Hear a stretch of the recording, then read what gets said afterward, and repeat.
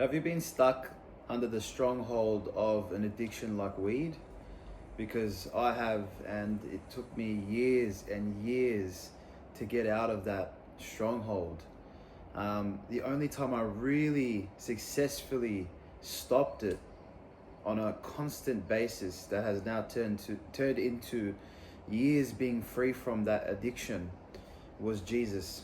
And Jesus is the answer to everything for me personally in my life, with everything that I've gotten through.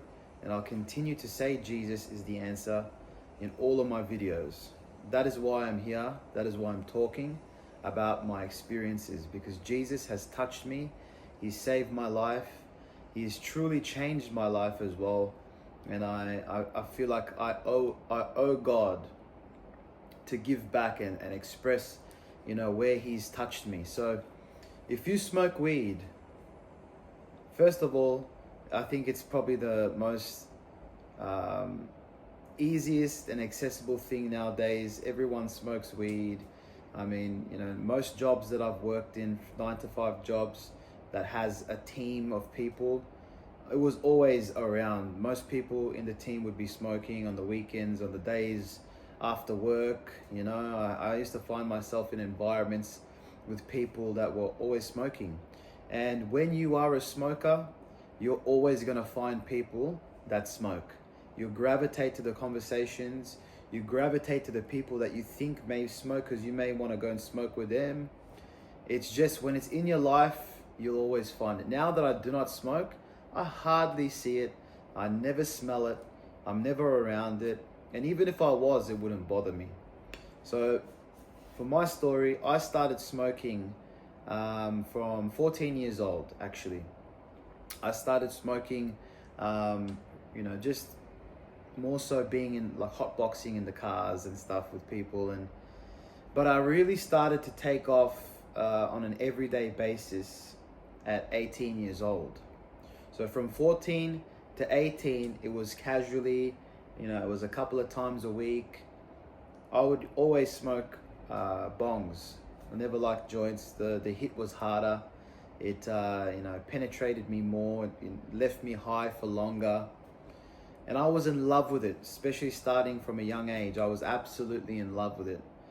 From 18 onwards, I became a man. I got my license.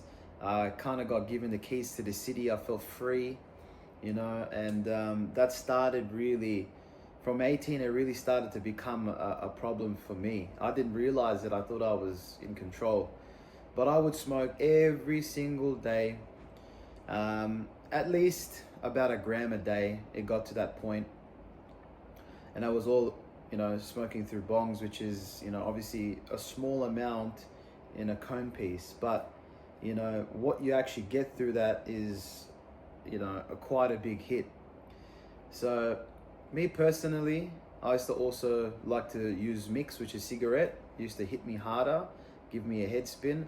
I was in love with how it made me felt, right? How it made me felt, and I loved the process. I loved everything about it, from rolling up to chopping up to everything, In these times as well, I really didn't have any relationship with God. I knew God from the perspective of my parents, from the perspective of how I grew up in school, because I went to a Catholic school. But from 18, that was not a concern of mine at all. So I smoked pretty much every day for years and years and years. And around the ages of about 22 is when I started to get conviction to start to kind of change. I'm breaking down the story because it's a very long story, right? But I smoked pretty much up until about 22 years old before I started to get conviction, because I was in a relationship. And in that relationship, the partner that I had at the time, we both smoked together, and I started to see her smoke more than I did, going with her friends, and I'd catch her, basically lying to me. And I was like, this is terrible. Like, how can someone that I love so much, be lying to me about something like this? And I felt almost responsible for it. And I also seen, once that happened, there was a bit of conviction to try and stop. I started to see how it affected me in my life, You know, how much I started to put under the, chuck under the rug and not address. I had a lot of issues and a lot of problems that I would keep under the rug and not address because of weed. Weed kept me comfortable. It kept me in a place where, I was always content with just doing what I was doing. And, being on a level constantly and not sober-minded, it was like almost a buzz for me, you know what I mean? Just always being on some level and being able to handle that level was always like this, almost a bit of a buzz, But I remember the day that I had to come to an end with this, and I actually, I really spoke to my parents about this, this being something that is so hard for me to pretty much give up. And I battled going back and forth, back and forth, back and forth, back and forth for at least a couple of years. I'd have times where I'd stop, and maybe that was for a couple of weeks, and I'd get back into it, I'd go harder. And that would go on for, a couple of years. And it got to the point where it was so much doing this, it was weighing down on me so much, and I was lying so much to my parents, telling that I've stopped, but I'm not, and they can see it. And there was just a lot of division because of this. My relationship with my parents were off, and I just was, if anything, saying that I was going to stop and going back and forth, the feelings that I got from that was almost worse than actually, just smoking all the time and not caring about it and who I affect. But I believe God placed many moments for me to go through where I'd start to get the conviction that I should stop. But I realized as it came closer towards the ending of this period and before I, completely stopped, is that I was always really doing it, and I was always really, stopping for the wrong reasons. Stopping because I didn't want my parents to, be upset. Stopping because, ultimately it's not good for me, and I want my relationship to get better. And, I had some good reasons behind it, but I never really truly understood it being something that's, first of all, against what God would want for you, I know it doesn't specifically say in the Bible, don't smoke marijuana, but, I really believe that at the end of the day, God doesn't want you to, walk close to the line, He wants you to be far away from the line as possible. He gives you the free will and the discernment to choose how you want to live your life and what you want to do. But at the same time, it's a responsibility that you should take on your own self when it comes to how you want to live, right? Do you want to live where you're completely far away from things that, can pull you back down into your addictions, or do you want to live close to it where you tether that line so you go back and forth all the time? For me, I got to that point where I said, no, I don't want this life anymore. I don't want to keep going back and forth. And I started to pray to God differently that, this is something that I've been going through, and I really need to stop this. I want to do it for you, Lord. I want to give this up. I want to sacrifice this for you, Lord.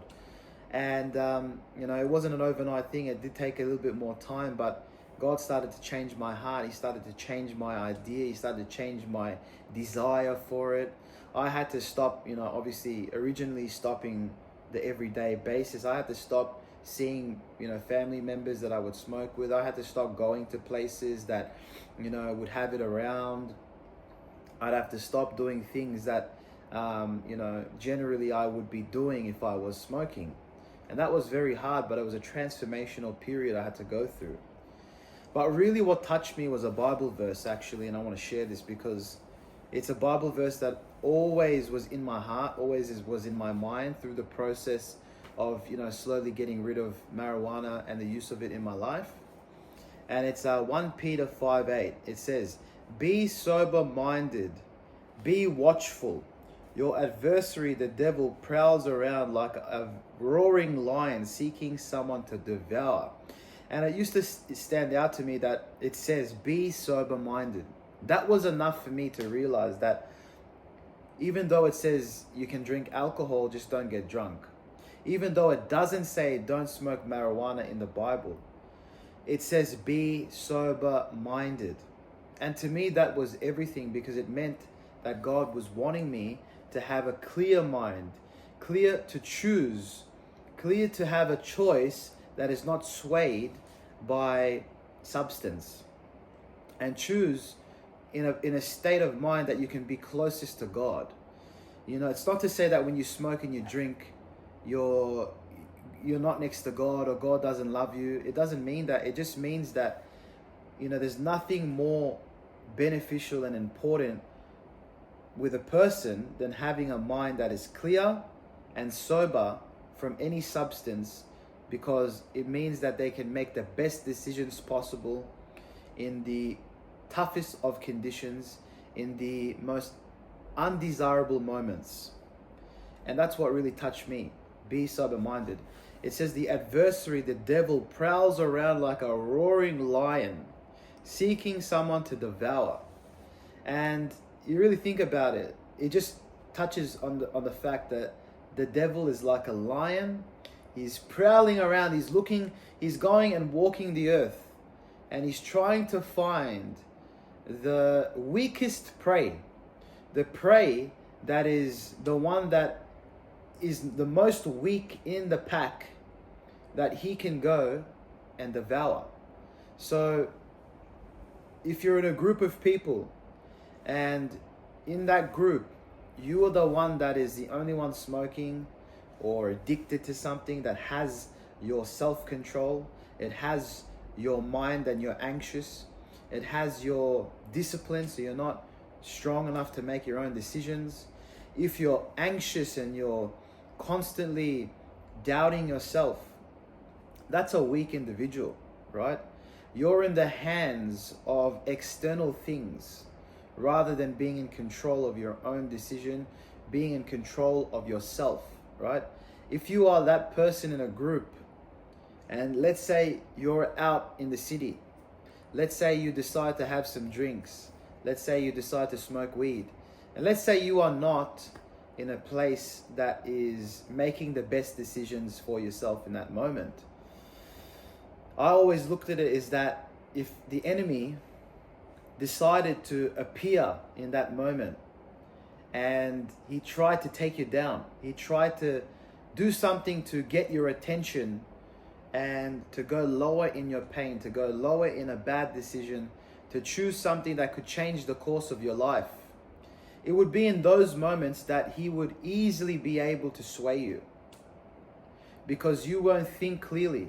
You won't think of a mind connected to God. You would think of a mind that is belligerent, you know, and phased.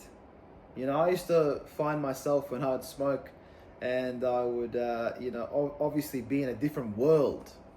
You know, I would not think clear enough to make good decisions for myself. I'd often find when I maybe get back into a sober mind the next day, I'd say to myself, why did I go and do this? Why did I say that? Why did I watch porn?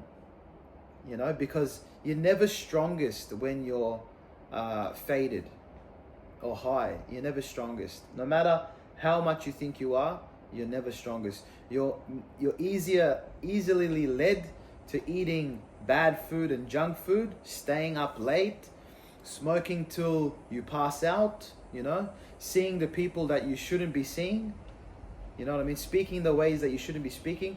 The list goes on. So this to me is a very important verse that you should realize, that God is telling you to keep your mind clear, be sober-minded, be watchful. How can you be watchful if you're not sober? If you're not sober, it's impossible to be watchful, because you're not even really present in the moment. You know, you're not so aware that you can be, you know, looking with your peripherals, feeling your senses. You know what I mean? And at the end of the day, the devil is a smart opponent. He doesn't want to do the hardest job. He wants the easiest jobs. He wants the low-hanging fruit, the people that aren't closest to God, you know? Or maybe the ones that are close to God, but are absolutely far in the way that they are living their life in that season. You know what I mean?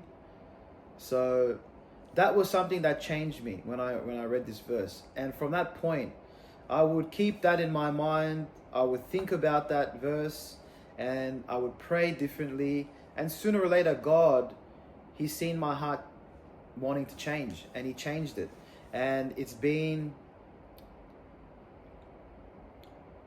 pretty much from 2022. It's been about 3 years now. 3 years that I've stopped smoking weed every day. There has been a few times, literally 1 or 2 times, that I had smoked again in that period of over the last 3 years. One was when I went to Thailand. I simply did it for the fact of enjoying, my adventure in a country that actually, was legal to do it. But I never got drawn back to it. If anything, I had a bad experience afterwards. Just proved even more that I shouldn't be doing it. I don't believe God's going to punish you. God's not going to punish you for doing these things. Don't think that because I'm saying what I'm saying, that God is angry. I learned and I came to see that God was not angry with me, no matter how many times, the millions of times that I went back and forth, But He was waiting for me. And when I finally came to my understanding to change, and I partnered with my God to change, it changed for me. And it can change for you. I was very, very, very bad. I got to a point in my life where I was doing the craziest, druggish, fiend, things that I was shocked that I would be, that I was doing. I used to I would smoke in my car often, and, crumbs would fall over the place. I used to pick up the crumbs from the carpet, which really weren't as much of crumbs, but just dust really. Picking that up off the carpet, along with dust, along with, small pieces of McDonald's fried chips that were, that had fallen from the bag, along with just crap that's on the ground. I'd pick it up and I'd try to build that to have a hit. I used to get to the points where I was going through that much spiritual warfare about if I should buy more or I should not buy more. I'd always end up buying more in a momentary moment of weakness, buying more, having the hit, realizing within 5 minutes that it was the wrong thing to do, throwing the stuff into the gutter. In Australia, the gutters that we have here, it goes down at least about 5 meters into the ground, into a sewer. I used to throw the stuff into the gutter, and half an hour later, when I started to come down from the effect, what I'd do next is I'd be jumping into the gutter, climbing down into the gutter, into the sewer, picking it up, going back to my house, and repeating that process. That's how bad I was. I wasn't thinking of a sober mind. I was thinking in a mind that was constantly wondering when I can get that next high, when I can fulfill that quench that I think I needed. But I turned that around, and that quench started to move toward God, quenching Him and quenching the love that He's got for me.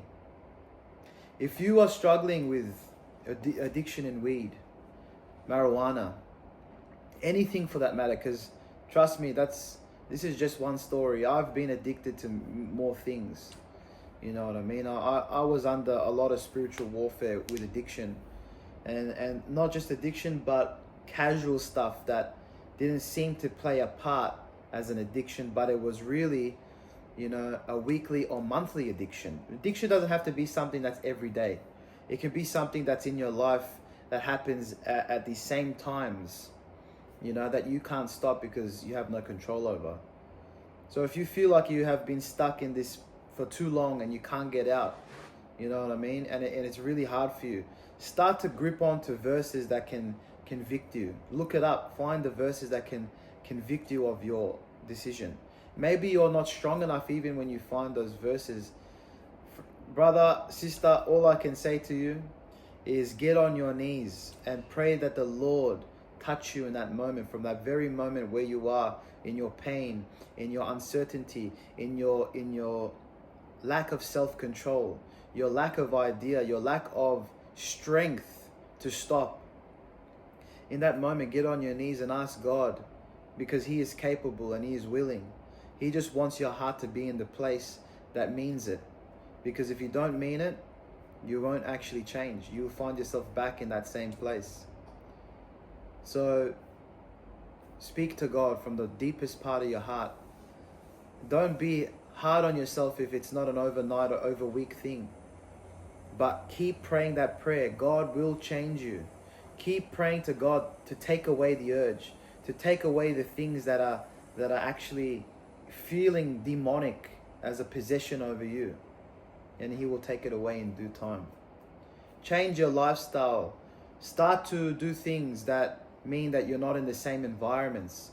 Pick up things that can start to elevate your mindset. Reading a book, reading the Bible, going for walks, substituting walks with times of when you would smoke. You know what I mean? Going to the gym and naturally tire yourself out. That is what I would do if I had to do it again. And I know that you will be able to get through this. If this is something that you struggled with, let me know. Put a comment in the comment section and I'll respond to it. If this video touched you, leave a like and subscribe. There's more videos to come. Thank you and God bless.